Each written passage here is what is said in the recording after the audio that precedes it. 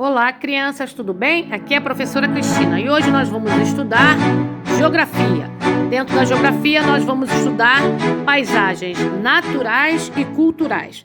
Bom, primeiro, vamos definir o que seria uma paisagem, tá?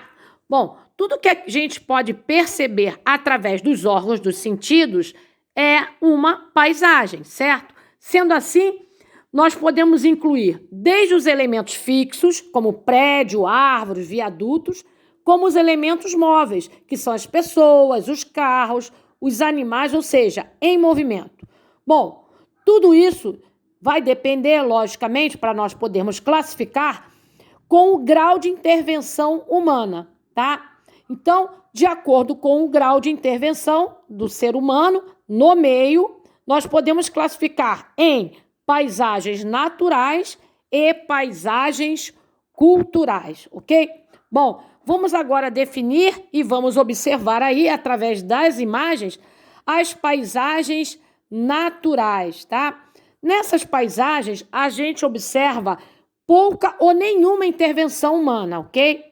Logo, as transformações que vão existir nesses espaços vão ser provenientes principalmente da ação do tempo e dos fenômenos climáticos, ok? Ou seja, a própria natureza, ela vai interagir e vai também transformar o meio, tá? A gente pode observar isso através dos fatores que podem ocasionar uma modificação. Lembrem que a gente já Não, nós ainda não estudamos, vamos estudar ainda sobre esses fatores, mas nós podemos já falar sobre a ação da temperatura, a ação do calor, não é isso? A ação das chuvas, a ação do vento, a ação de uma série de fatores que podem e atuam na natureza transformando, tá? Essas transformações podem ocorrer a qualquer momento. Foi reforçado, né? Podemos dar o exemplo da formação do solo, que é o desgastes que ocorre nas rochas, né? E devido à ação, muitas vezes, do mar batendo, né, na rocha e lapidando, como a ação dos ventos, a erosão, né? Como também a ação das chuvas, dos ácidos, tá? Bom, de qualquer maneira, nós classificamos essas paisagens como paisagens natural, tá certo? Porque essas paisagens, ela é marcada pela pouca interferência do homem, tá? Ou quase nenhuma, tá? Então, a gente observa bem nítido os elementos naturais, tá? Como as florestas, né? Exemplo, no caso de paisagens naturais, nós teríamos aí as florestas, teríamos as matas, os desertos, ok? São exemplos. São modificações que ocorrem, mas que demandam de um tempo muito grande, geralmente, para acontecer, tá certo? Então, nós classificamos como paisagens naturais, muito bem. Agora nós vamos estudar as paisagens culturais. Bom, vocês estão observando nessa imagem uma rodovia que foi construída no meio de uma floresta. Veja, uma interação perfeita, né?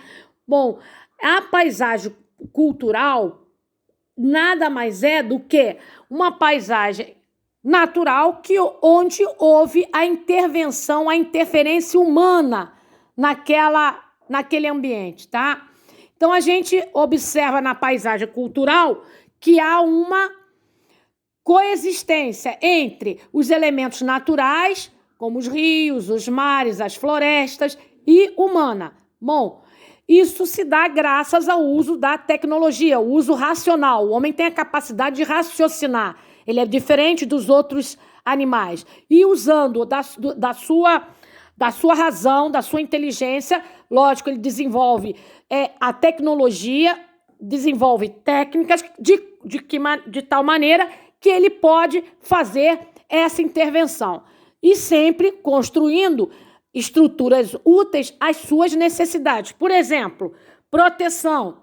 Ele constrói edifícios, prédios, constrói para a sua facilidade de locomoção, transporte, rodovias, ferrovias, não é isso? para alimentação. Ele vai intervir no solo e vai construir e vai cultivar a terra, ou seja, a agricultura e assim por diante. Bom, nós estamos vendo aí a imagem do Cristo Redentor em cima de uma montanha, né? Isso aí é uma intervenção humana, tá? No meio ambiente. E nós sabemos também que a cidade do Rio de Janeiro, ela foi reconhecida como paisagem cultural pela Unesco, tá? Não só a cidade do Rio de Janeiro, mas também a Ilha Grande e o município de Paraty, tá? Então, desde 1992, né, a paisagem cultural deixou de ser um conceito de geografia, tá, para se tornar uma categoria de preservação do patrimônio cultural, que foi regulamentado pela Unesco, a Organização das Nações Unidas para a Educação, Ciência e Cultura. Significa dizer que existem determinadas áreas que agora representam a identidade nacional, representam a nossa cultura, né? Nossos valores. E eles têm que ser conservados, tá? Têm que ser preservados. E assim nós podemos viver de uma maneira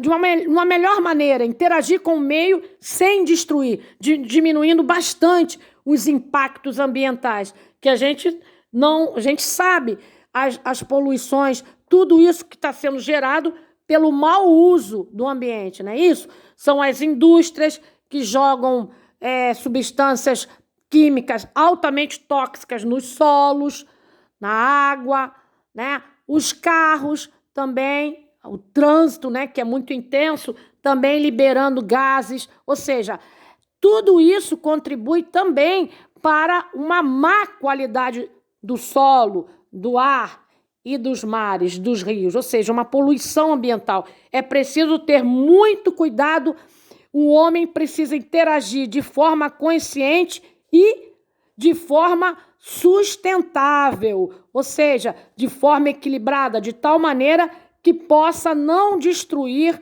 os meios naturais que a gente se dispõe, que a natureza se dispõe a nos oferecer. Na verdade, ela não nos oferece. A natureza é exuberante por si própria. Nós que temos que aprender a interagir de forma consciente, tá? O uso consciente. Então é isso. A gente viu hoje as paisagens naturais e as paisagens culturais. Vimos a interferência do homem, tá? Que é notório, né? A gente observando, é notório que essa intervenção muitas vezes causa um impacto ambiental muito grande. Então nós vamos ficar por aqui e até o próximo vídeo. Tchau, tchau!